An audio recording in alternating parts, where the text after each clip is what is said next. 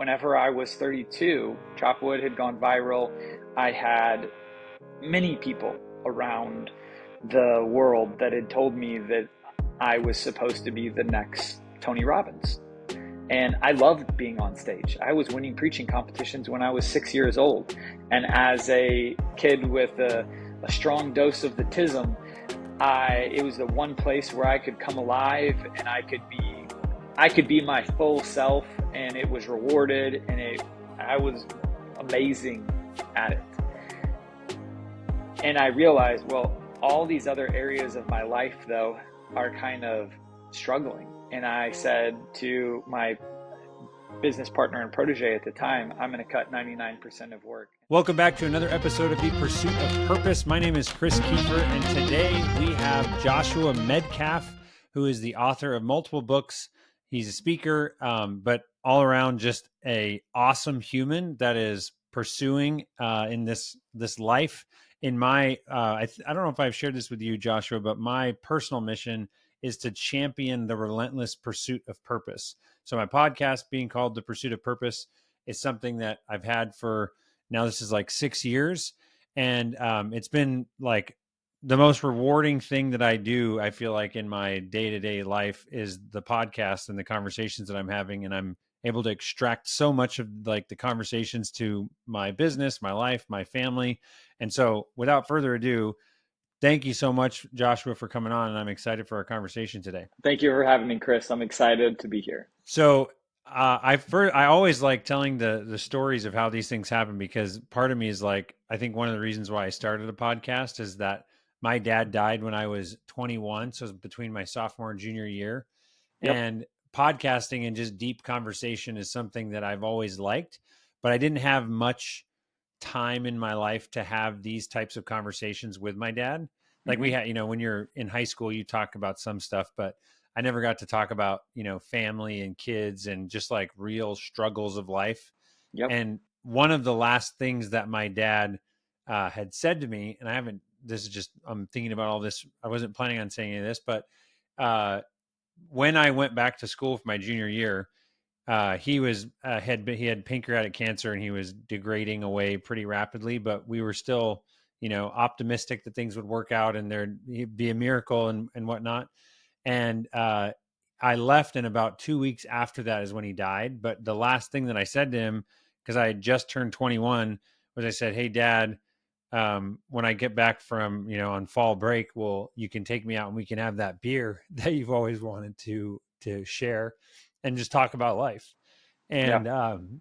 And now the funny thing is, like, I don't even drink alcohol anymore, but at the time, it was the symbolicness of like becoming a Of man and course. having those conversations, Yes. So this podcast is like my opportunity, I feel like, in a weird way, to have these conversations with different aspects of my dad that, we didn't have, but at the hmm same time, also not knowing what my life holds. I love the idea of my kids being able to come back and listen to podcasts of me talking about different things that were happening in my life. So I interviewed a business owner who was like, "Dude, chop wood, carry water." I always ask for top book recommendations, and they was like, "Chop wood, carry water, great book. Everyone should read it." And so I read it, and then as soon as I finished it, you had your contact information on there. So I messaged you and said, "Hey, would you do this podcast?" And you said yes, right after you read these other 4 books. And I was like, sweet. The first one was great. And so I just, churned through those. And the funny thing was that the last book, which was in, physical copy, I think I might have told you this. I listen to most things that I consume, but I got this book and I read the first 90% in probably a week and a half. And then the last 10 pages, I just set on my nightstand and like waited, because I knew as soon as I finished it, I was going to reach out to you and say, "Hey, let's do this." And I postponed doing that for some unconscious reason. I don't know why. But anyways, here we are. And I'm super excited for a number of different aspects of this conversation. But yeah, I am curious. Give everybody listening that doesn't know you, hasn't read your books, like, who is Joshua Medcalf? What journey are you on right now, and what's coming for you? Well, thank you so much for sharing all of that. I didn't know those things. I would say you probably didn't finish it at the end because, given your context with your father, that kind of wrestling match of this is over and this is the end. But this is also why I created the boundary of anybody that wants me to have me on their podcast, I say yes to. The caveat with that is that you've read at least four of my books, because I'm very grateful and I'm very fortunate that I wrote a book, Chop Wood, Carry Water, that is a viral sensation that people from all aspects and all walks of life kind of point to and say, this is the book that you should read. The personal challenge and struggle for me in that is that that was the third book that I wrote. It was not meant to be a standalone book. It's written, there's 10 books that I have published. I don't think that every single person should read all 10 of them necessarily, but there are better books that I've written, in my opinion. I don't get to make that choice. The marketplace makes that choice. But I think that there's so much more to it. It wasn't the first, it wasn't the last. And so I have worked very hard, similar to you. My father was diagnosed with terminal cancer whenever I was 21. He ended up passing away right after my 23rd birthday. And I can't think of one conversation like that I had with my father. I had a terrible relationship with him. I watched him. I learned a lot from him. I have him living inside of me. He grew up in a trailer park where he had to duct tape his trailer together. He somehow, being a stubborn kid that had to fight to get back across the railroad tracks every single day, sold drugs, all sorts of crazy childhood, single parent home. He ends up becoming a doctor. And but then even in that journey, it's fun. Tanya Parr is actually here with me right now for the last 4 days, and so you've indirectly met her because she's Tanya in Finish Empty, and she's like my second mother, and she's who made Chopwood go viral. And so, having those conversations with her, I never had those types of conversations with my father. And she asked a question about him and like, why did you bounce around from Chicago to Detroit to Akron? And it's because he was trying to become an eye surgeon and he kept being told no. And so he would go do a different residency and a different residency and a different residency. And most people are probably aware when you're in residency, you don't make very much money. And him having grown up in abject poverty, I can remember dreaming about Happy Meals whenever I was 6 years old. And then him passing away at 50, there was a very short period of time where we had gone from, you know, lower class to pretty poor, especially, two kids and a family that you're trying to support on whatever it would have been back then. Maybe he was making $20,000 or $23,000 a year on the residency salary. But then by the time I was 16, he had finally started to make decent money. And but then again, by the time I was 23, he was gone, and he really stopped working whenever I was 21. But we had this very tumultuous relationship. And so I have spent a good portion of my life trying to read and study and learn from people, or when I have the privilege of having somebody like a Tanya in my life, I try and sit at their feet and learn everything that I can learn. Or Dave Hilfman, who's in Finish Empty as well. Or if you look at my place, is kind of, there's books strewn everywhere, but I look over there and I see Brene Brown's books. I see Walter Isaacson's biographies on a few people. I see, quite a few of Brene Brown or Mark Manson or Power Questions and things like that, of just trying to absorb as much as I could, because I didn't have that in my father, other than the example of, you can go from living in a trailer park and become a successful eye surgeon, or you can go from living in a trailer park to becoming almost anything. And with the access we have in tools and technology today, we can just learn so many things because it's all at our fingertips.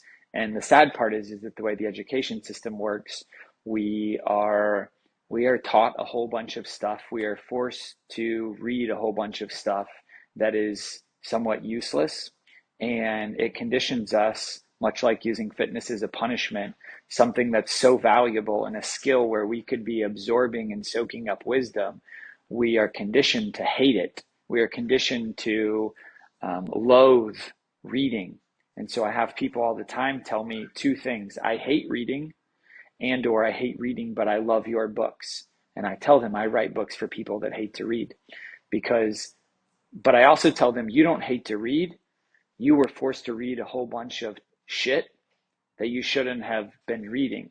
And they didn't kindle that love of reading in you. And I'm very grateful for my mother for, introducing me to the great illustrated classics and actually um, finding things that I loved, and so that I could read. I hated school. School is not meant for autistic kids. And so I butt up against every single, authority figure and teacher I had pretty much in my life, except for the greats, because they move and they teach and they listen very differently. They're not trying to train robots. But I fell in love with reading, and I'm so grateful that I did. And so most of what I do is I try and live in the trenches, and I try and be a practitioner of these things, and then I try and share, what do I wish I would have had whenever I was growing up. I can rail against the education system. I don't really do that. I've just tried to create tools in these fables that get used in every single state, in many countries. They're self-published, but I was at a tournament at Oak Hill last week playing in a really big amateur golf tournament that's a four ball. And it's always funny when I meet some people, because I'm very forthright about, hey, here's a book, you should read this. This book is very special in the world. And people kind of look at me a little bit like, sure it is, buddy. And so I played with a guy that, I sign books at the end of the round, and I give them to him and his partner. And he sent me a message on last Friday, I think. And he said, dude, I came home and my fifth graders' entire fifth grade class of 250 kids or whatever uses chop wood, carry water. And he's showing me the video of this study guide and workbook that they have to go through the book for her entire school of fifth graders. And I was like, yeah, that's, I told you, I wasn't trying to be arrogant. It's just the reality of what that book does. But that's why I wrote it. I wrote it. IMG Academy had asked me to head up mental conditioning and leadership. I knew that if I took that role, they would own my work product. And so I came home and I didn't leave bed for about 45 days. And I wrote Chop Wood, Carry Water, which was originally called Start Here, Mental Training Finally Made Simple, and my memoir, Hustle. And I've really just tried to create the tools that I wish that I had. I've tried to share the wisdom that I wish my coaches, my parents, my leaders, in whatever capacity they were in my life, that they had those things. And so instead of criticize, I've tried to create the tools. I've tried to be the change that I want to see. And so it's why I don't like, and I apologize to you and everybody else that tries to introduce me, and it's awkward because I'm like, I don't want to be called any of these things. I'm not any of these things. I've done some of these things, but I'm Joshua Michael Medcalf. That's who I am. And I try and live in the trenches. I try and learn. I try and sit at the feet of people that I think are brilliant and or special, and I try and learn from them, and I try and share my experiences in the trenches as a practitioner in ways that can impact people's life in real and tangible ways, and most importantly, in ways that will matter, not in terms of performance necessarily, but in terms of on their deathbed, that they will have lived a life that they are more proud of, and more with more joy and more fulfillment, instead of chasing the things that society and other powerful figures have a large vested interest in getting us to chase, that then we end up on our deathbed and we may have achieved a lot. We may have accumulated a lot. We may have a lot of goals that we achieved, which I don't like that word. My first book was called Burn Your Goals, but other people love that. And so whether it's they've achieved a lot of goals, whether they've made a lot of money, whether they had a lot of titles, but that they get to their deathbed and they are really burdened with the regret that they lived a life that was not what they were created to live. Hmm. So there's a couple elements of that's making me think. I kind of want to cast this vision that I have, or my passion for, which I always had for coaching. I've just been heads down, like growing a family and running a business. And so this opportunity came up to coach a local basketball team at this brand new school. And I said yes to it like almost, I don't even know, 6 months ago or something. And now in the last 2 months, and the season's a month away, so like 90 days before the season started, I've been like more fired up and passionate, and just like this growing sense of like, I can't I can't just like show up and, throw the ball out and be like, all right, guys, let's have fun today. And, we tried and we'll see you tomorrow. Like it just, I feel like I just am not allowing myself to do that. So there's a couple elements that I would say. One is, before I get into the details of my vision for this, what you're talking about is like titles, which are close to, if not the same as identity.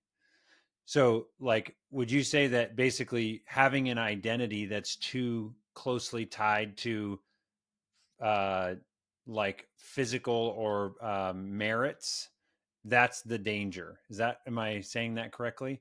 Like saying I am a writer or I am a basketball player.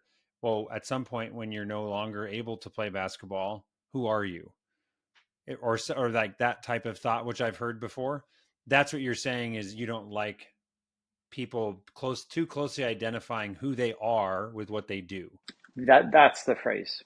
That who you are and what you do, in my opinion, it's a very slippery slope to have them intertwined. The Interestingly, I haven't thought about this before, but there are certain things. Writer is actually one that. So what I try and tell people is you never want to have your identity wrapped up in something that can be taken away from you in a moment's notice. Well, I think it was Stephen Hawking has kind of showed that you can write regardless of your circumstances, and really like there's enough technology now that you could still be writing regardless. But I just think that there's a lot of danger in not just seeing ourselves as a human being. I'm another human being that's along the human journey and that's struggling and doing the best that I can. And I try and get people to remove themselves from what they do and focus on who they are and who they're becoming. Because if you become more of the type of human being that you want to be, then that's going to help you in all aspects of your life. So instead of focusing on winning a state championship with your team, if your team is focused on true mental toughness, which we define and I coined as having a great attitude, giving your very, very best, treating people really, really well, having unconditional gratitude, regardless of your circumstances. Well, if your team is focused on that to the fullest extent of their capability, you are going to give yourself the best chance of having the best outcome results that you can. But you're not going to sacrifice what truly matters in the process. By focusing on and developing the characteristics of true mental toughness, that will help you in every other area of life. That will help you as a father, that will help you as a son, as a daughter, as a teammate, as a business owner, as an employee, as a government official, in all these other areas of your life. That translates immediately and directly. How you bounce a ball, how you shoot a ball, whether you get the ball through the hoop more times than another team, means nothing in terms of the type of parent, coach, leader, whatever all these other more important, arguably, roles are that you play in life, it's a one-way street.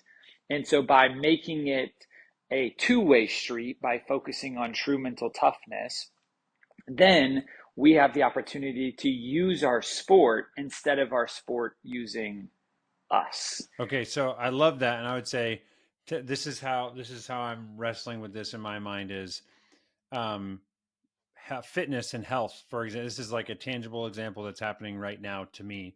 As the season got closer, I played college basketball. I still think of myself like I'm an athlete. Like when there's a competition, it's like, yeah, I'm going to compete and I'm going to try and win. Like I'm an athlete. I'm Chris Kiefer. That's what I do. I've done that. Like I'm a basketball player. And when I stopped playing basketball, there was like I know exactly what you're talking about when you are too wrapped up in like I spent so many hours. That's all I did.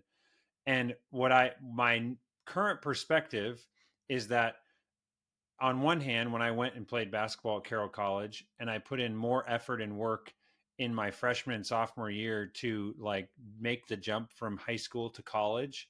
And I would wake up at 5 a.m. I'd go pray in the chapel and go down to the gym by myself outside of practice just to work on all the like dribbling and shooting and trying to level up my game. And I did that for The the Pistol Pete entire, drills. the entire first semester of my freshman year. And then, um, that's like I was just like I am going to do this. And after my sophomore year, they ended up taking my scholarship away because there's a bunch of whatever other external stuff that I couldn't control. And there was a Yep. part of me in the moment that was like, I failed. I didn't do this. But what I would tell myself now is that I thought that I was prepping and preparing to try and get a spot on the team, but in Right. reality, I was just creating a disciplined person that was putting in the work and becoming a better human. And that's something I got to take with me to my next thing. And Mm-hmm. like the willingness to show up every day by yourself and put in the work is what I taught myself to do. But I Mm-hmm. was focused on like this is all just to play basketball and to start on the team. And so when I got cut, I was like, screw basketball. I'm done. I'm not like I basically stopped working out for 2 years. And then I graduate. And over the last 10 years, I've gained like 2 pounds per year, just, slowly putting on a dad bod. And Mm-hmm. then and now I commit to coach. And it was the action of committing to coach basketball that I've now in the last 60 days, I've been doing Dan Martell, another business guy. I've been doing this fitness and health program. And Mm-hmm. I'm someone that like I've done marathons, triathlon, I did 2 triathlons Oh this year. wow. Like I'm a fit person. I'm Yeah. not out of shape in any way, but I wasn't like I felt like I didn't physically demonstrate the example. And I think this is in one of your books of like the stereotypical coach that's like standing on the sideline with a beer belly that's like, run again, The just over and the overweight coach that's yelling at you to touch every line. exactly. And so it was probably me committing to coach, reading your book, and then seeing this thing. I was like, screw this. I'm going to become a person that can be in 100% integrity when I'm challenging these kids and be a living example of doing hard things and putting in the work to do this. So, Mm-hmm. in order to make this shift for me, I basically did this cheesy like identity thing of like who's the dad and the future version of Chris that I want to be. And I had AI create this like ridiculous looking like jacked mid 30-year-old that was just like in my mind like that's physically what I am striving for, and Mm-hmm. that's like this future identity that I want to live into, and Yep. then make decisions that I'm faced with based on not what would current day Chris make a decision on, but what would that guy, the Yeah. future Chris that you can see, what would he do? And let's do what that guy would do and start making decisions like that. So, how do you, back to identity? To me, I'm like adopting a future identity of like a world class golfer or something seems like a really useful tool to make decisions from that perspective than your current self. Does that make sense? So like where's the balance of like utilizing identity as a tool and a resource versus like becoming obsessed with your identity, if that makes sense. Yeah. I think you're kind of one, probably a little bit of a exception to the rule, and you're obviously somebody that's more thoughtful and intentional around some of these things.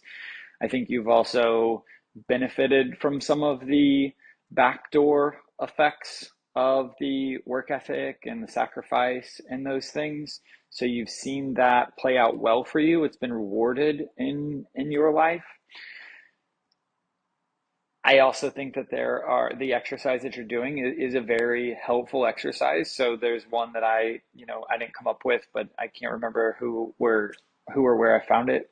But that, when you're struggling or your typical mode of operation isn't the most beneficial or constructive, asking yourself, okay, so what would a confident person do in this situation? Or what would a great coach do in this situation? Or what would a great father do in this situation?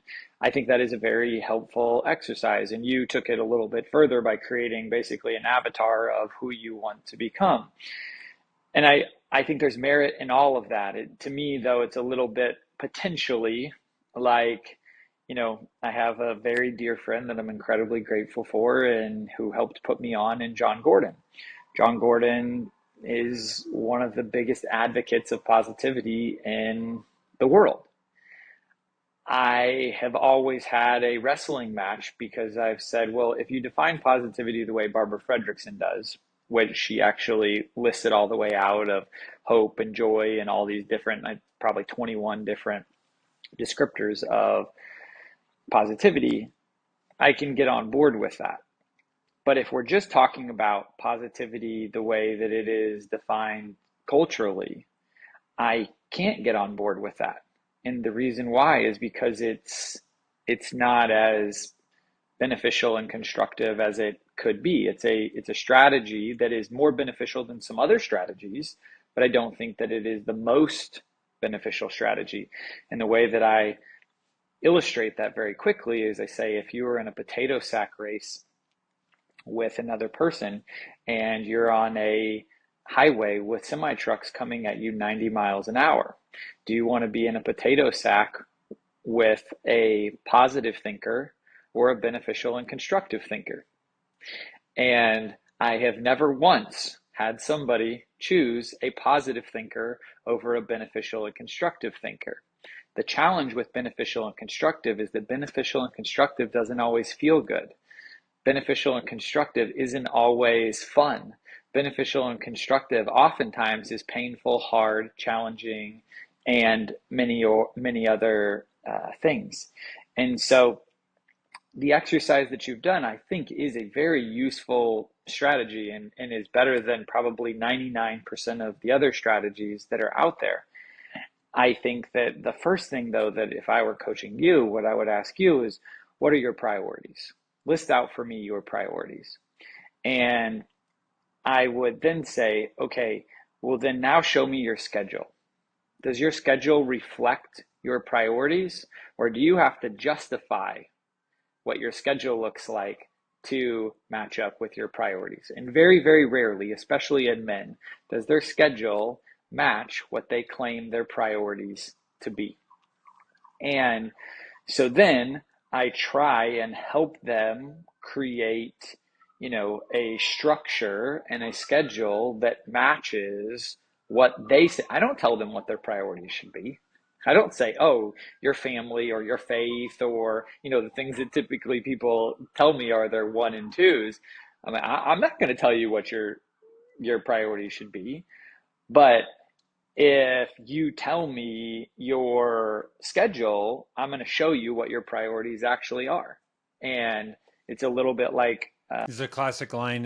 Tell me what you value. I might believe you. Show me your calendar and your bank account, and I'll know. yes, exactly. And C.S. Lewis said, man is never more creative than when justifying his own behavior. And those of us that are, even, I won't even say that, you can go to prisons and every person pretty much in there is going to justify their behavior. They're going to tell you there's a reason why I do this. There's a reason why I did this. I had to do this. I didn't have. And so man is never more creative than when justifying his own behavior. And so I would challenge you personally that as a father of four, if, and especially given what happened with your father, while I love the tools that you are creating and I love the way that you are creating content and things that they can look to and have those conversations. Um, and just I will preface this with the first kid I ever worked with whenever I was living and serving in the closet of a gym as the sports director for a local church in Whittier. That kid called me Dr. Payne for 3 years. So one common misperception about me when people read Chop Wood, Carry Water, or Pound the Stone is they think that I'm going to be this really sweet, cuddly, nice human being. And my favorite words are cuss words. And I am very, very direct and I am very challenging whenever you're actually around me. And so I would say that it, you have four kids. It's very obvious that being a father is very important to you. It's very obvious that you have a deep wound that came from losing your father at 21. And you want to be very, very intentional and think very, very hard about whether you are doing something that's easier in coaching and outside people and creating content with people like me instead of actually having these conversations with your kids because that's hard and messy and or not as uh, financially rewarding, not as entrepreneurial rewarding, not as um, all these other ways more simple and rewarding. I once had a mother who served as a coach tell me, I'm not good at being a mother. I'm much better at being a coach. So I prefer to be with my team rather than be with my 2 year old or my 3 year old.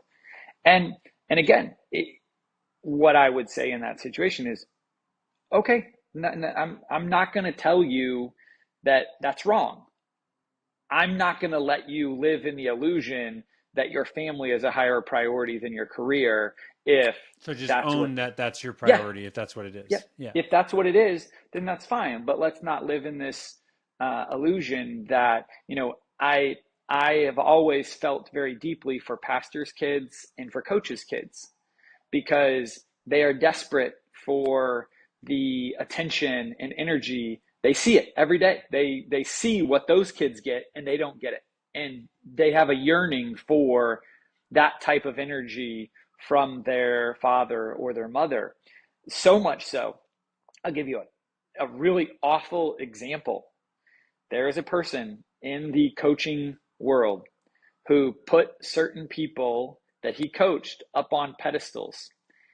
And then I want to be very careful in how I articulate this so that the story can't be traced. His young daughter ended up in a relationship with one of those clients of his. And I looked at that and I said, this daughter is yelling at the top of her lungs for the type of attention that you give your clients. And this is how she's filling that need. And so I just think that we want to be very, very careful. Whenever I was 32, Chopwood had gone viral. I had many people around the world that had told me that I was supposed to be the next Tony Robbins. And I loved being on stage. I was winning preaching competitions when I was 6 years old. And as a kid with a strong dose of the tism, it was the one place where I could come alive and I could be my full self and it was rewarded and I was amazing at it. And I realized, well, all these other areas of my life though are kind of struggling. And I said to my business partner and protege at the time, I'm going to cut 99% of work and I'm going to stay at home and I'm going to focus on building local community, trying to build something that could be a relationship, whether that's a partnership or whether that's a wife or whatever that ends up being. But that, giving that an actual opportunity to exist instead of being on the road for 230, 250 days out of the year. And I'm going to focus on myself as well, and just growing and being, trying to live out the stuff that I Talk teach, about, yeah. talk about. And I'm going to make a bunch of sacrifices. And that means I'm not going to make nearly as much money as I could make. That means I'm not going to have nearly as much influence as I could have. But I want to sacrifice the stuff that, the question with when my dad got diagnosed with terminal cancer, I watched how all the priorities in his life shifted. And things that used to matter all of a sudden didn't matter, and stuff that didn't matter all of a sudden mattered a lot. And I made a commitment at 21. I don't want to have to get diagnosed with terminal cancer. And I really want to be able to live my life in a way that I could get diagnosed with terminal cancer and it not change a single thing about the way that I'm living. And that had really been my focus. And for a long time, that was travel and speak and write and be running a consulting company and change the world. I didn't write my master's thesis at Duke, and I sent our the director a email that said, I'm not going to write a paper that collects dust on somebody's desk. I'm going to create an organization that changes the world. And then within 10 years, given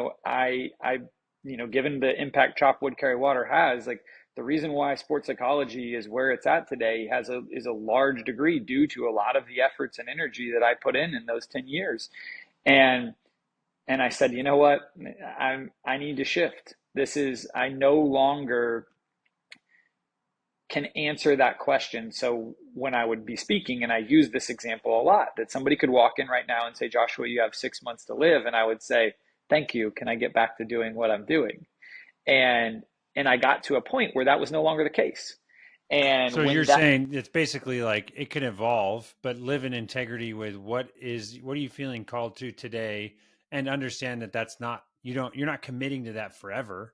You're committing to that for right now. That's what I feel called to do. yeah, just constantly asking yourself that question of, if I got diagnosed with terminal cancer, would it change anything about the way that I'm living? And if it would, then I want to make those shifts now. I don't want to wait until I actually get there.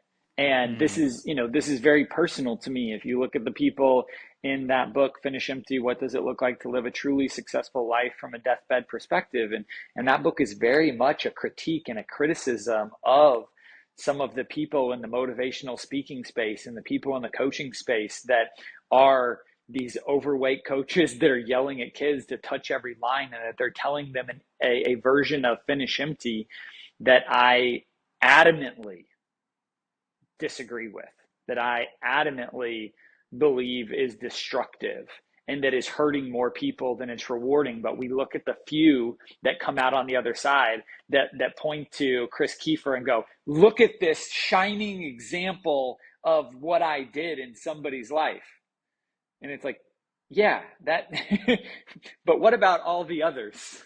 What Mm. about the ones that probably weren't going to make it on their own anyway and probably weren't wired in a different way? What about them? What about the ones, I love whenever a national championship coach or a world championship coach says, well, we set out, this was our goal at the beginning of the year, we set this goal. And it's like, as did Everybody did. virtually everybody else. Are you kidding me? Oh, that's the different. No, our goal setting this year, that's what did it. We had different goals this year. Yeah. Yeah, no. So tell me, because I want to go down this specifically. My this is like I want, and speak freely. You can criticize or say, I wouldn't do that. That's what I want. Yeah. Is um, the idea of taking Dr. Ben Hardy's concept of an impossible goal, which I would, after I'm doing like an intensive with his quarter 4 intensive right now. So there's a lot more clarity in how I'm going to describe it the way that I'm now understanding it, which is not necessarily the way he describes it in like a 30-minute pitch.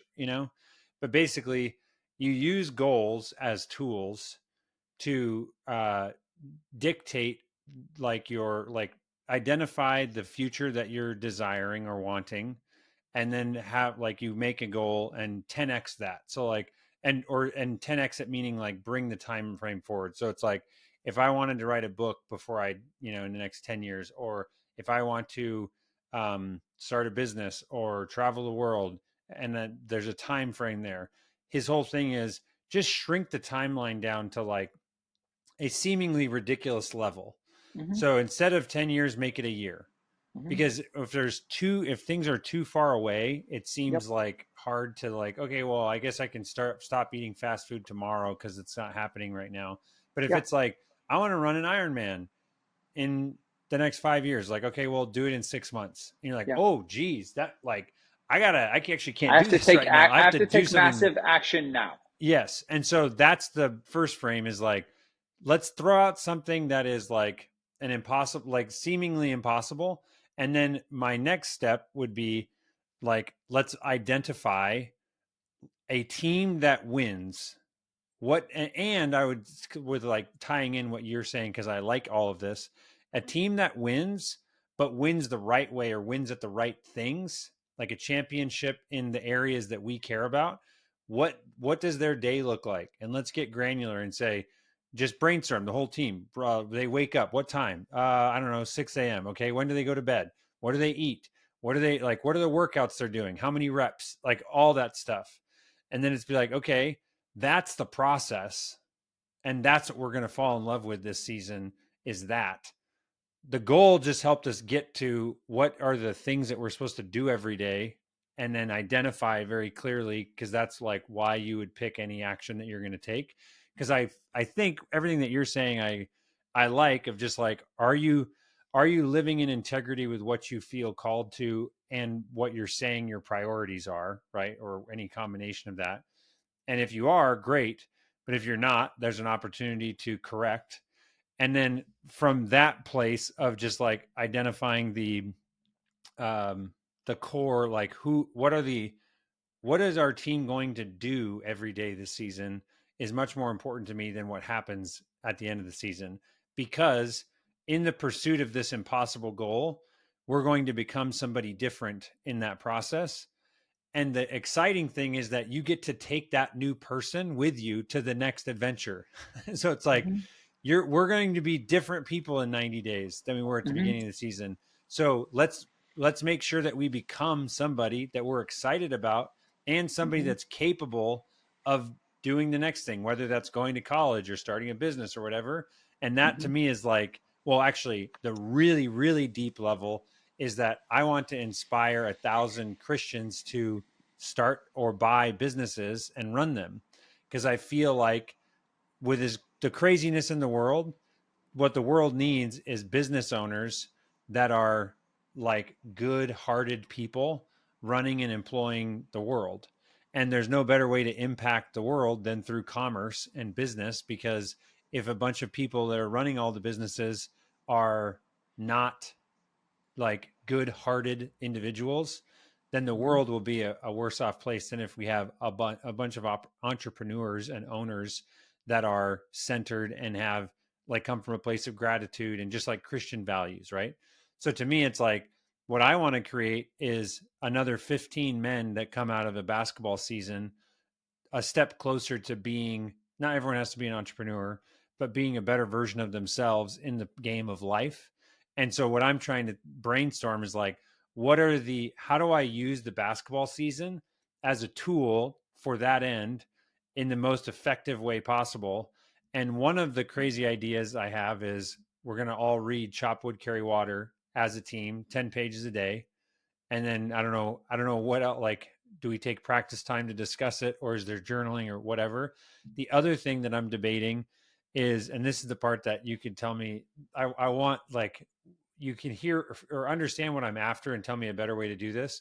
But I believe in daily journaling so much that I want to buy every kid on the team a journal, and then say there's whatever the prompts are, 2 or 3 prompts a day that you have to fill out. Hmm. And every day at practice, you're going to bring your journal and set it on the bench. And I'm just going to go down the bench and make sure that you filled something out. Like, I don't care if you write, this is the dumbest activity ever, but you need to be Hmm. looking at your journal and checking in on, am I living up to these values that we've all agreed on? Rate, Mm-hmm. score yourself or whatever. But then if you don't do it, what happens? What's the consequence? And I don't even like the word consequence, because I want to run. I want everybody to enjoy running and doing and just going all out. So just being like, well, we're going to run lines for 30 minutes because John didn't do it doesn't make sense to me.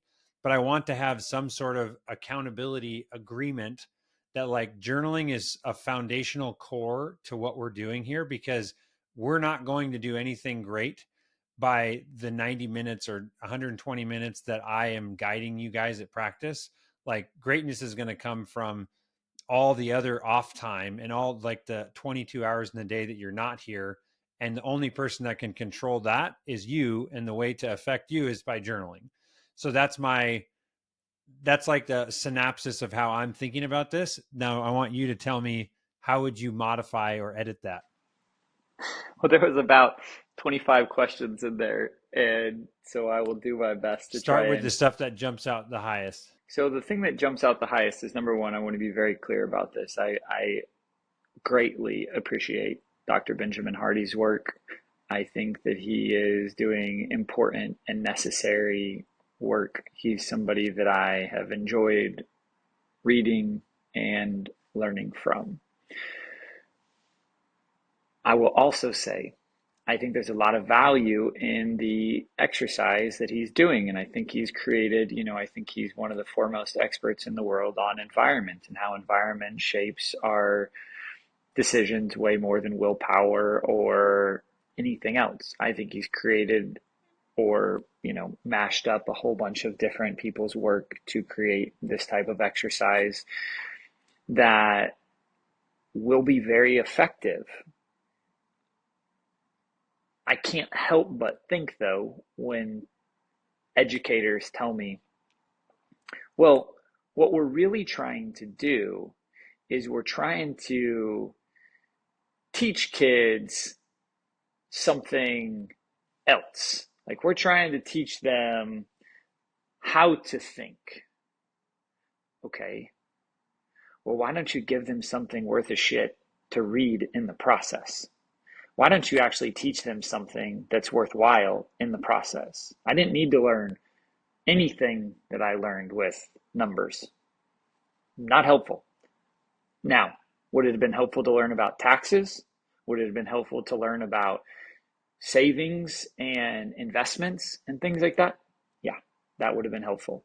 Would it have been helpful to learn about 100,000 other things? Yes. And so maybe while we're doing whatever it is that they say that they're doing, we actually teach them something worth doing in the process.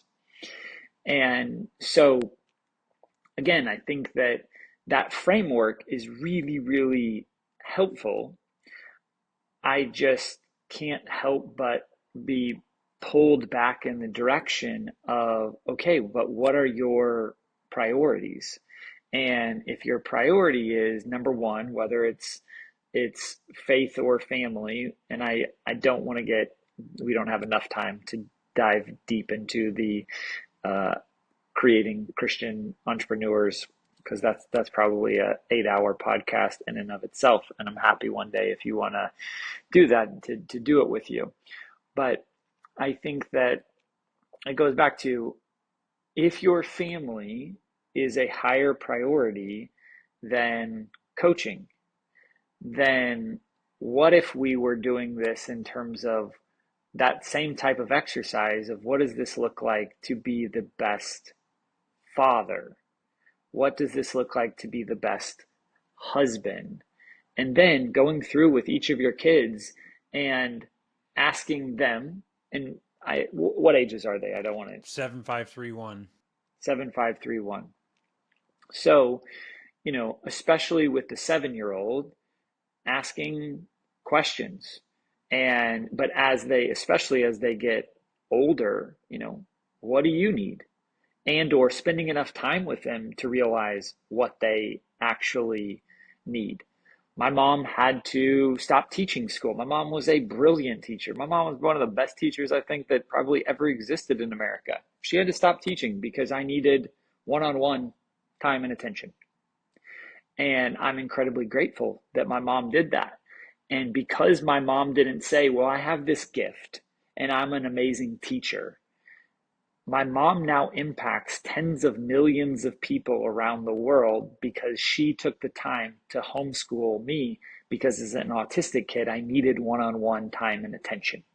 Mm. And that time and attention investment that she made in me is now been multiplied by 100,000 or a million. And so figuring out, each of your kids may be different and they will go through different seasons of life where they're going to need different things.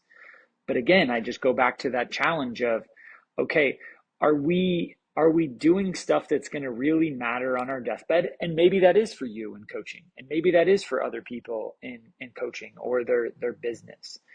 But you really have to be intentional with yourself about that and honest with yourself about that, of because to me it's a little bit like when you ask a kid, well, what's your dream? Most kids are going to tell you their dream is some outcome based goal that society has told them is what's most important. It's not a dream. It's just it's the definition of it's what quote unquote success looks like in that thing that they do. And so helping them pull back those layers. But I just think, okay, yeah, well, what if we use that framework that I think is so incredible, but the focus is number one, uh, fatherhood, number two, or vice versa, um, being a husband, and then, okay, now with the 7% of my time and energy, now that gets used in a different area, whether that's coaching or these other things, but that I am investing I just can't tell you how many coaches' kids and pastors' kids have been hung out to dry by a parent that said, well, I'm out here doing this for the world. And, or one of my favorites, well, I do everything I do for my family and I try and provide my kids with the best. And it's like, but they just need your best time and your best energy. And you're really doing it for your ego. You're saying that it's for your family, but Mm. you're doing it for your ego. And again, I'm not trying to be rude to anybody or a jerk to anybody. It's just like, but if you really were honest, like ayahuasca honest, or like stripped of everything honest with yourself. No, this is ego. And I can make it sound good. When Russ Pillar asked me, what do you do with all your time? I said, well, Russ, I started a nonprofit where I train athletes in the toughest housing project of Watts, and I throw humanitarian events for some of the most impoverished people in the city. But then when I got home, that John Wooden question, or that John Wooden quote of the softest pillow is a clear conscience, that question kept wrapping around my brain of what do you do with all your time? And I realized, oh no, I can justify what I'm doing with my time. I can make it sound really good. And I was doing very cool, interesting things that most other people don't do. But I realized, oh, I have these massive dreams, and the way I use my 86,400 seconds every single day is not in direct proportion to the size of my dreams. And so I just want to keep helping people move back to what's going to matter on your deathbed. What is going to matter on your deathbed? What is going to matter on your deathbed? And and really try and help them have clarity around their priorities and that, because then yeah, there's tons of performance strategies and tools, and you've found a lot of them that are great for performance. I just realized in being in that game for a long time, I helped a lot of people perform, and I know most of the tips and tricks and tools, and I've either created them or found them and aggregated them and put them in a format that's easily digestible. But I realized, like, oh, but at the end of the day, you know there's a lot of the most famous people in the world that have won the most gold medals or the most Super Bowls or the most this or the most of that, that have gotten to a point in their life where they go, is this it? Is this it? I thought I thought that if I kept climbing the ladder and I got, you know, to there, then I would feel different. And if I got, you know, and I always say to people about, it's like they win a national, first it's, well, if we win a national championship. And what do they do as soon as they win a national championship? Got to win another one. Well, now I got to, well, that, Well, they go to Disneyland first, and then yeah, they and then say it to and then another. it's I gotta win, I gotta win, and so I won my club championship in 2021 for golf, and I've only played in it one more time, and I didn't even try and win it. It was just it literally was, and I wrote a whole book about it because it was so mind blowing to me from hack to scratch. And but it was not a goal of mine whatsoever. It was just I love golf. I had put in a lot of work and time, and I'm very grateful and fortunate to have one of the best golf coaches in the world. And Sam Sear is one of my best friends that I've spent an inordinate amount of time with, and so that just fell out as a byproduct of a lot of the stuff, surrendering the outcome and falling in love with the process. But people have given me a lot of shit over, well, why aren't you playing in the club championship again? And I'm like, well, I already won one and it didn't change my life. If anything, it made my life more complicated in certain ways that I didn't really like in the golf world. And so it doesn't mean that I won't ever play in it again. And I played in it last year more to get to play with one of my best friends that I don't get to play a lot with. But I I realize that that is a bad thing to chase, because if the first one didn't fill you up, what is the second, third, fourth, fifth, sixth gonna do? But that's what we do, is we're like thirsty people guzzling salt water. We think that somewhere on the other end of achievement, it's gonna fill us up in a way that it's like, dude, if it didn't do it for you to begin with, what do you think it's gonna do for you down the road? And so, I went to work at one of my alma maters and with a sports program, and I looked at some of these girls and I said, girls, there was a time in your life where if you knew that you would be sitting where you're sitting right now, you would have said you'd be walking on cloud nine in a bed of gratitude and you would never have a bad day, that it would be the most incredible thing in the world. And you are miserable sitting here with a full ride scholarship to play at one of the best schools in America. You are miserable.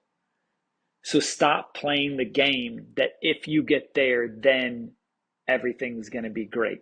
How about we just start trying to focus on what truly matters today, and stop thinking that at the end of some goal, at the end of some achievement, at some other place in time, at some other rung of the ladder, then we're finally going to be there. That doesn't mean we shouldn't do hard things. Doesn't mean we shouldn't, it's like with fitness as a punishment. No, you should never use fitness as a punishment. Why would you use fitness as a punishment? Why would we psychologically condition kids or people to believe that fitness is a punishment when it's one of the most beneficial, healthy things that you can do? And with a team that can close a gap between a good team and a bad team faster than anything. Why would you psychologically condition that as a punishment? No, you lost the privilege of getting better today. You don't get to go to the line and run. That's a privilege. You don't get that. You lost the privilege to get better today. And you said consequences and you don't like that. The truth about life is there's consequences and consequences to our actions. And then there's short-term consequences and consequences, and there's middle-term consequences and consequences, and there's long-term consequences and consequences. One of the big issues with the female empowerment movement, that I try and not talk about these things publicly too often because it's such a slippery slope, but there's a lot of short-term benefits and long-term consequences that aren't being discussed. And so I privately have these conversations with my partner about like, hey, I want all of this and more for you. And I also want you to realize that if you look around, you may see, as I did, that there's a lot of 50-year-olds that achieved it all, quote unquote, that are struggling, that have sacrificed what really matters, and that if you could ask them if they would do it over again, they would do it radically differently because they had short-term consequences, they had short-term rewards, and they sacrificed what truly mattered in the process, and so they have long-term consequences from those things. in terms of using chop wood, carry water, that's what, tens of thousands of teams and schools and programs do that. I think it's incredible. I think that whether it's chop wood, carry water, or whether it's something else, showing kids that this is going to be used for practice time and that we are going to have a different barometer and uh, metric for where playing time comes from and where what we value and how we do things. I think that is one of the most, you're showing people, you're not just telling them what actually matters. I think that's great. I think that journaling with males, typically what went well journaling isn't as beneficial. I think focusing on sometimes on weaknesses and how we can areas of growth and what we can learn is more beneficial because they're more apt to fall into a fixed mindset of trying to prove themselves than females are. Females, which is who I predominantly worked with whenever I was out traveling and speaking, and I was the director of mental training for UCLA women's basketball for 7 years and keynoted the Women's College Golf Conference and director of mental training for Oregon women's golf. And so I worked predominantly with females, and what went well journals are really, really important for females because they tend to struggle with confidence, whereas men and males tend to struggle with arrogance. So they have not they don't struggle at all coming up with 15 things that they did well. They think that they're way better than they are. And they think that they have no clue that they actually suck at what they're doing.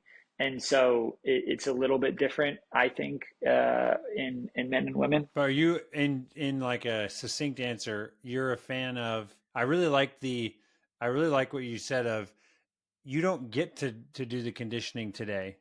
You're going to sit on the side and watch your whole team condition, and hopefully you show up tomorrow to participate. That's the idea. Oh, yeah. Yeah. So at one of those places where I was at, we had a kid that was freakishly talented, freakishly talented, and but had a very tough upbringing, bounced around a lot, and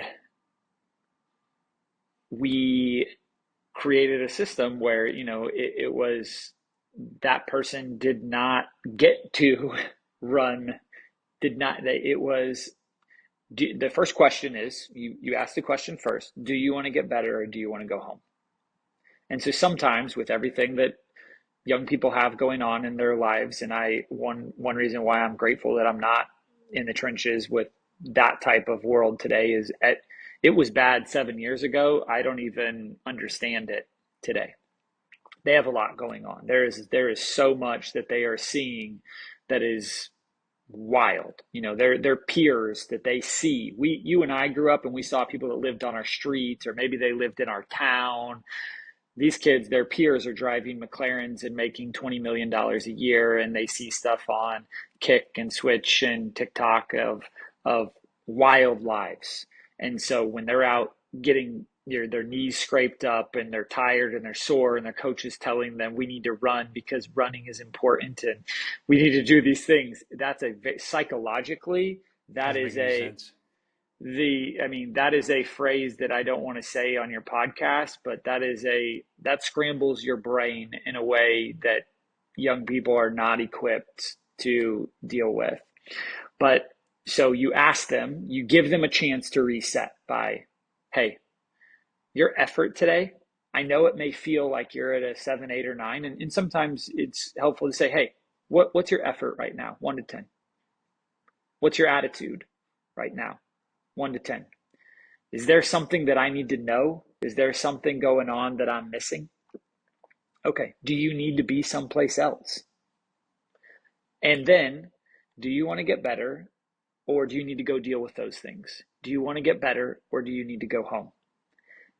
Because if you say you want to get better, well then what we're about to do is going to be very, very hard. I believe in virtually nothing but Navy SEAL type hard training.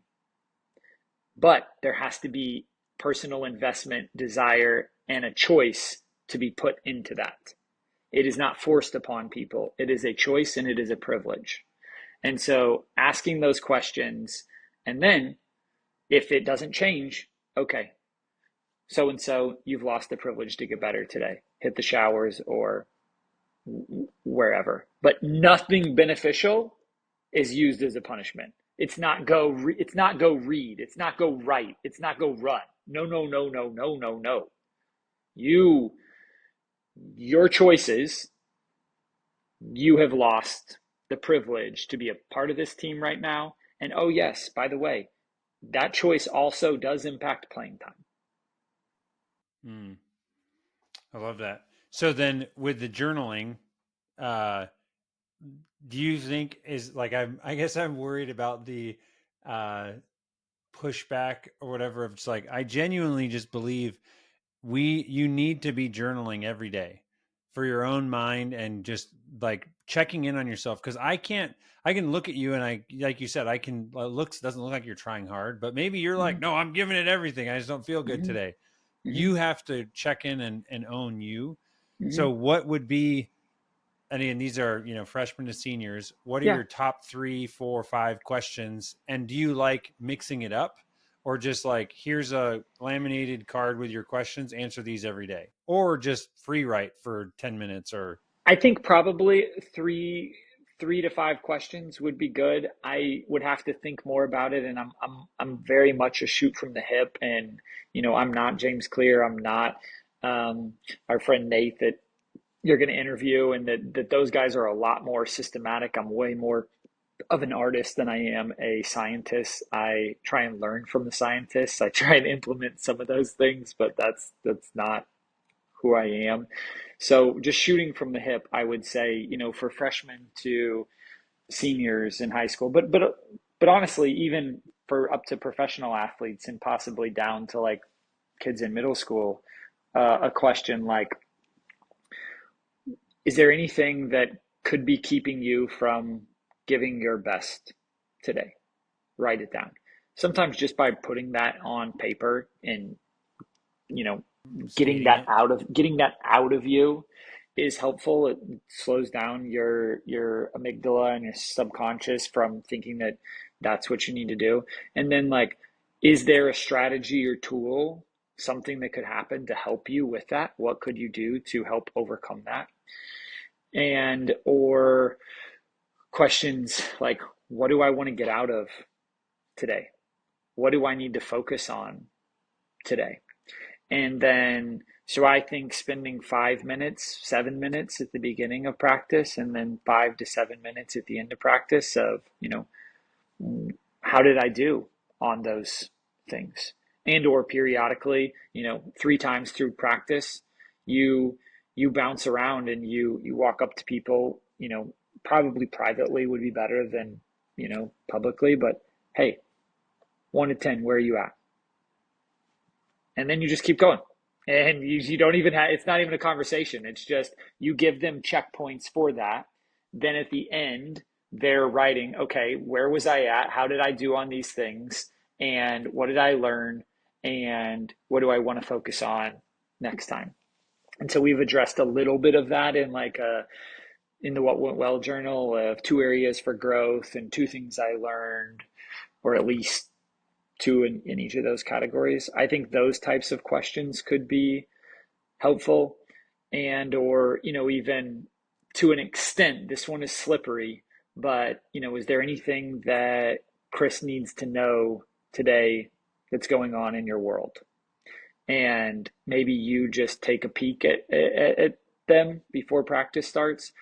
The trick and challenge is that young people and human beings in general are they're very good at, Trying to like get something out of that, manipulating the question. well, they're very good at, and 30% of people are going to find value from being a victim, and that they get more attention from being a victim. The same way of you or other people like you may get more value and dopamine hits from coaching than you do from the messiness of being a father or the messiness of being a husband. So you lean towards the coaching because you get your needs met better there, even though it's at a lower level. than the important thing. So it's a slippery one. So, I always tell people in leadership positions, you need to be very careful that the problem kids aren't getting your best time and energy, because everybody is seeing that. And then then that's basically being rewarded, that that that the problem kids get all the time, the best time and attention from the teachers, coaches, parents, and the ones that are doing everything the right way don't get that reward. And so there needs to be some, I think, intentionality and thought about that. And even you may want to recognize that, and you get 4 or 5 of those in a row from somebody or over a period of a month, and then you say, hey, let's get coffee this week. And you sit down with them and you're like, look, I I'm going to try and help you with this, but if this doesn't change quickly, this space may not be a great space for you, because this is not a space where victimhood is rewarded, and or wallowing in victimhood is not rewarded. This is a space where we're going to try and learn, grow, and get better. And you may not be ready for that, and that's okay.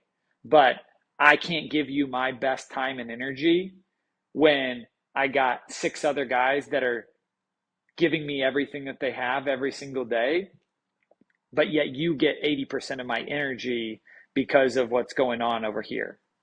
Right. All right. So we've gone way past time. I appreciate I've one rapid fire question, then I'm going to do 3 book recommendations and favorite movie. So pros and cons of me doing the work, like the conditioning in particular, with the team.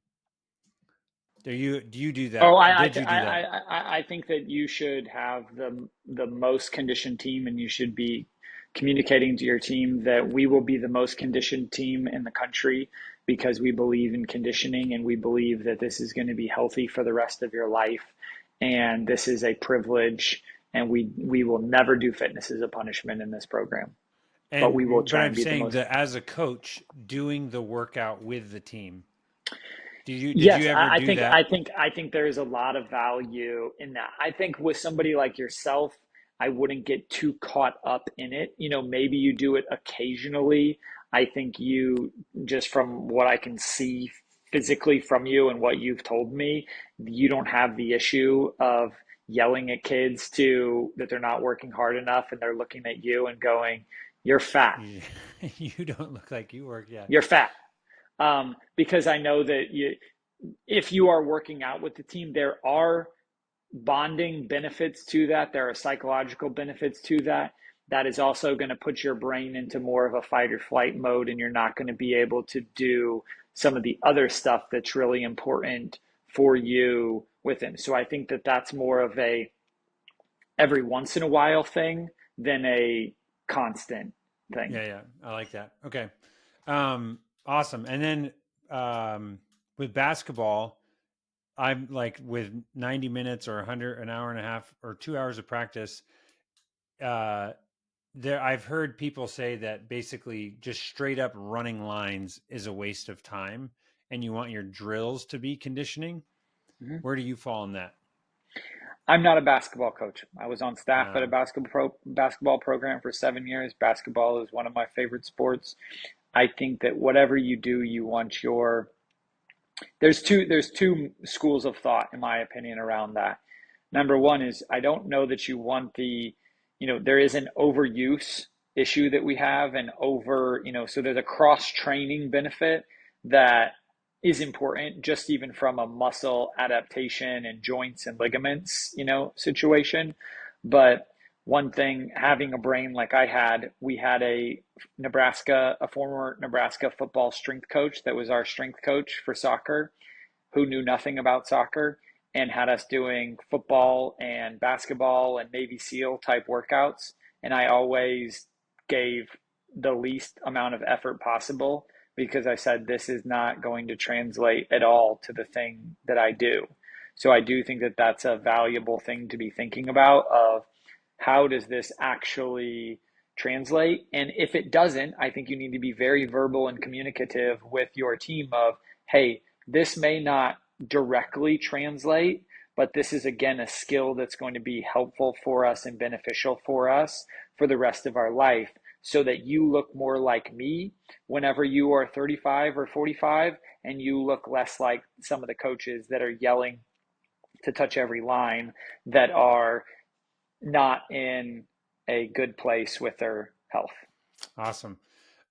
So what are your three book recommendations? And we could, I mean, you could say your favorite three books that you've written. I also am curious what other books, you could do six if you want to do that, or however you want to tackle it. It's such a tough one. I don't even want to answer it, because just off the cuff, there's too many. I've created a reading challenge that has, I think, 70 books on it, where I'm more intentional about that.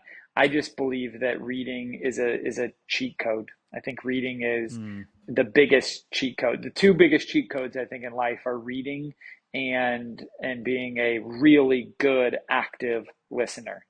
And so there's too many. I'm looking at 20 right there, and I have, another 50 on so my we can put reading the link challenge. to your reading challenge. I think I you've can send it to you, and you can send it. If put it people in the email me, notes. yeah, if people email me, we send that out, 20 or 30 times a week. So I was happy going to to send say, I it to think people. it's Jordan Peterson or somebody was saying it's like it's literally a miracle and an amazing gift to think that someone can live their whole life, sit down and reflect for several weeks or months and write, 200 pages of words Hmm. that then you can take and read those words and have this meaning and impact on your life Hmm. just from like that, like the transfer of information of like, okay, what's really important. Shh.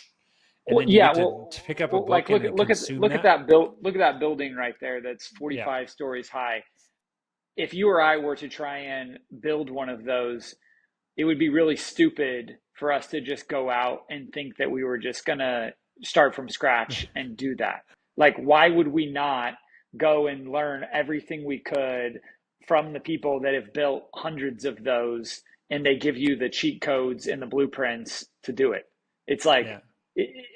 when you think about it in those ways, that's how science is built upon each other. That's how knowledge is built upon each other. Like, but for some reason, and this is my big knock on the education system, because we have conditioned people that they read stuff that they shouldn't be reading, that they don't fall in love with reading, that most people, when they graduate either college or high school, they never read another book.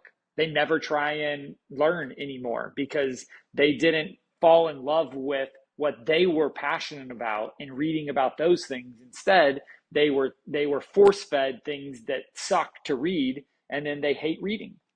And Mm. so it's it's learning to fall in love with reading, and but really understanding that reading, especially autobiographies, I'm not huge on self-help books, but autobiographies of what people actually did.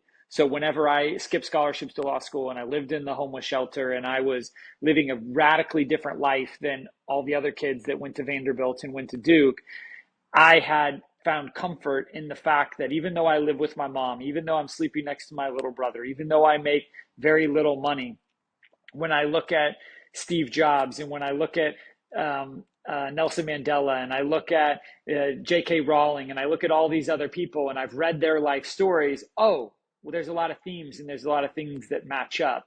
Mm, I'm on the And right path. Yeah. right, that gives you encouragement and wind for your sales, that okay, it doesn't need to look like it looks for the masses. What did the people that you really look up to, what did their stories look like? And so learning from those people's journeys. And then let's do this for the book. If I were to pick one of your books, because I haven't read Burn Your Goals, for the team, where would you say, okay, for the basketball Pound team, the stone. Pound the Pound the Stone? stone. Yeah, Okay. it's the basketball fable. It won't fit as neatly. It won't fit neatly like chop wood does. I know why people love chop wood. It's very simple. It's very straightforward. You can use. It's almost like Proverbs. There's 33 chapters, so you can just pick. If it's the 12th, you read the chapter 12. Like, and every chapter is standalone. But Pound the Stone. I always tell people, if somebody was only going to read one book that I've written, it's Pound the Stone, and it's not even. close, and it just deals with the struggles of a kid that is in high school, and it's all of this stuff, and it deals with suicide. It deals with heart posture. It deals with the to me the real life stuff, whereas Chop Wood Carry Water is a lot more level one, surface level, and it Chop Wood hints at it, but it doesn't address it straight on. And I think that Pound the Stone is a much more robust book, and especially for high school basketball players, I think that it's the book that's most important. Sweet. And then last question, favorite, not favorite, a movie suggestion. If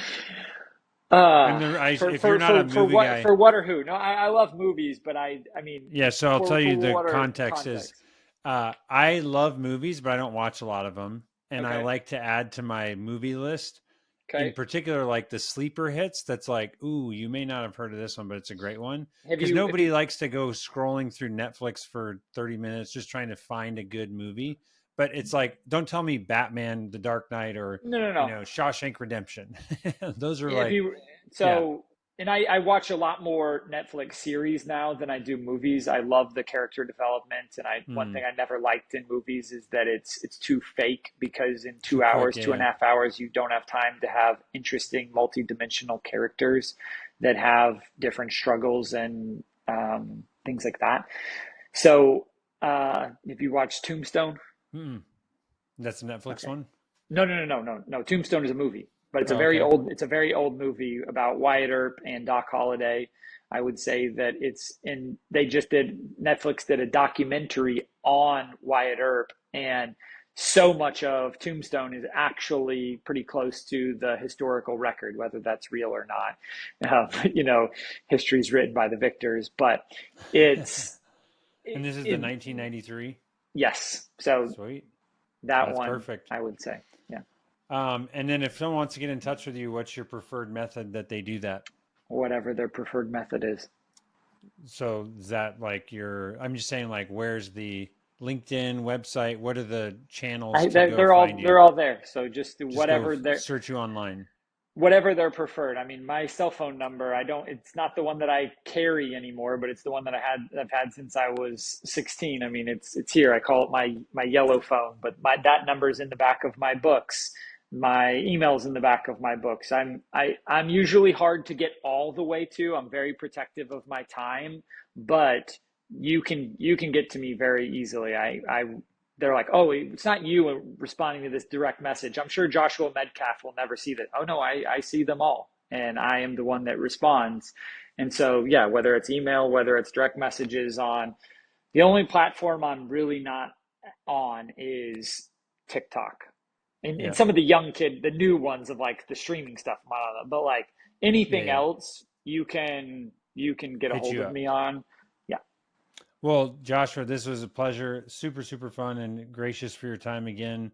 And I just love discussion like this with someone that has thought a lot about this stuff. And so it's really, really valuable. And I appreciate it very much. Well, thank you very much for having me. It's an honor to be on here, and I hope you have a great week. Thank you so much for listening. My name is Chris Kiefer, and my mission is to champion the relentless pursuit of purpose. And what that means to me is to be an example, a champion, someone that is in the trenches, working and showing and winning and trying and failing in how to pursue a deeper and more meaningful life with the people that I love, with my kids, with my friends, with our family, and also just be a champion and example of entrepreneurship and following my passion and doing what I believe I'm called to on this earth. And so if that inspires you in some way, please share this episode. If you want, like, subscribe, share, whatever, do all the stuff. It means the world to me to get this message and get these guests that I have out there. And if you're interested in any of the book recommendations or looking up other episodes, the movie list, you can visit my website, chriskiefer.com, for all the details on the show. And also check out the Boolean review software, as well as the Boolean automation consulting company that I own for home service businesses. So thank you so much, and we'll see you on the next episode.